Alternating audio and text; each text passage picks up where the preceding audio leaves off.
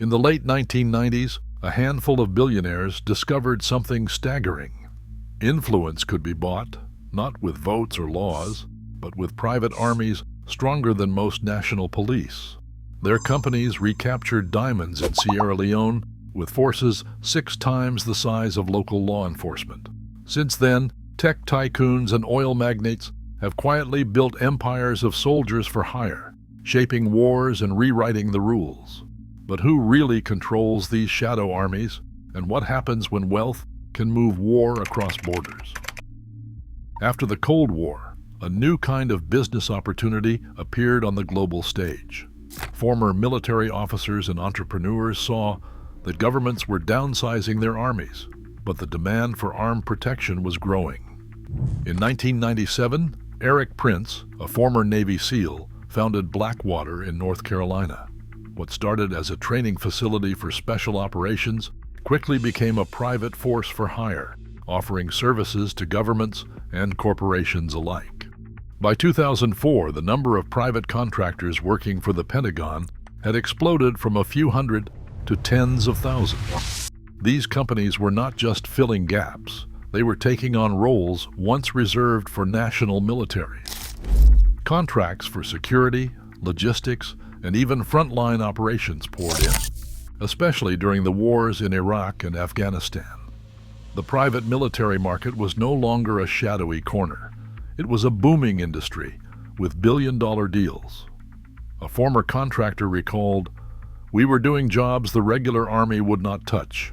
Sometimes we had better gear than the soldiers we worked alongside." Eric Prince's vision set the blueprint. Blackwater's rapid rise showed that private armies could be built and scaled like any other business. Rare footage from Baghdad and Kabul captured contractors in armored convoys, guarding diplomats and supply routes, sometimes outnumbering the official military presence. The line between government force and private enterprise blurred, and the world's wealthiest individuals began to see the potential. What began as personal protection evolved into a tool for influence, one that could shape outcomes far beyond the battlefield. In the mid-1990s, a private military company called Executive Outcomes landed contracts worth tens of millions to secure diamond and oil regions in Africa. Backed by resource tycoons like Anthony Buckingham, Executive Outcomes operated in Angola and Sierra Leone with a direct mandate: reclaim territory, restore mining revenues, and keep profits flowing. In Angola, Executive Outcomes trained units retook the diamond hub of Kafunfu, a town that had bankrolled rebel armies for years. Their campaign moved swiftly, with trained soldiers, air support, and armored vehicles, all coordinated by a handful of expatriate commanders. The scale of their force dwarfed local security. In some diamond zones, Executive Outcomes armed personnel outnumbered the national police by a ratio of 6 to 1.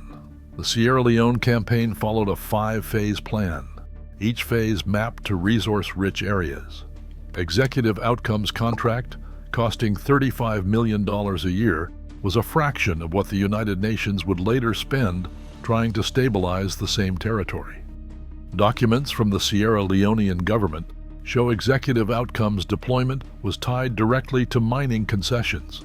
Military victories translated immediately into reopened diamond fields and restored export flows. The logic was blunt. Whoever could pay for the best guns controlled the ground, and the ground meant diamonds, rutile, and bauxite. For a few years, the world's most valuable minerals were guarded not by national armies, but by private soldiers answering to financiers in boardrooms. Software, sensors, and autonomous machines now stand guard where armed men once did. In the last 5 years, tech billionaires have poured capital into companies that build the digital backbone of private security. Palantir Technologies, founded by Peter Thiel, supplies battlefield intelligence systems to militaries and private clients alike. Its Titan platform was awarded a $642 million Army contract, and it fuses satellite feeds, drone footage, and ground reports into a single command panel. The system's specifications read like science fiction: real-time threat detection, AI-driven targeting, and autonomous response protocols. Titan's schematics leaked last year, and they reveal modular towers equipped with thermal cameras, radar, and encrypted links to private drone fleets. These towers can operate for months without human intervention, scanning borders and perimeters for anything that moves. Anduril Industries, started by Palmer Luckey, has become another heavyweight in this new digital arms race.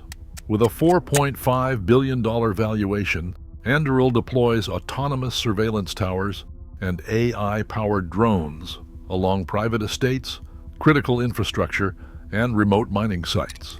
Photos of fortified compounds show rows of sensor masts and drone pads, their coverage overlapping to create invisible tripwires across hundreds of acres. Analysts describe these setups as private surveillance networks, rivaling the reach of small national security agencies. The shift is clear. Control no longer depends on the size of a private army, but on who commands the data, the algorithms, and the machines that never sleep. Steven Feinberg's name rarely appears in headlines, but his influence runs through the heart of America's private military economy.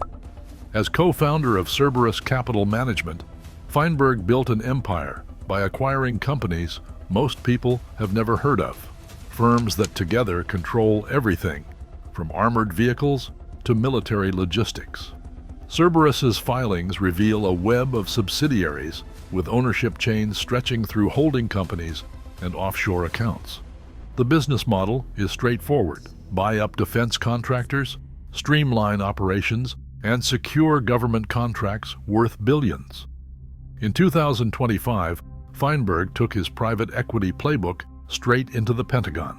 That year, the Department of Defense invested $400 million for a 15% stake in MP Materials, the only American producer of rare earth magnets. The deal included a decade-long price guarantee and customer commitments, effectively handing the Pentagon a seat at the table and the power to direct the company's future. J.P. Morgan and Goldman Sachs followed, putting up another $1 billion in financing. This was not just procurement, it was ownership, with the government acting as both regulator and shareholder. Feinberg personally signed off on the deal, blending private equity's appetite for control with the Pentagon's strategic interests. Industry analysts point to this as a new model, a fusion of state power and private capital, where profit and national security are intertwined. The MP Materials precedent is already rippling through the sector, with talk of similar arrangements for giants like Intel, Lockheed Martin, and Boeing. In this system, the lines between public oversight and private gain become almost impossible to trace. Across Afghanistan, Libya, and Syria, private military contractors have rewritten the rules of engagement. In Kabul, checkpoint security contracts labeled logistics support often included duties that mirrored combat operations.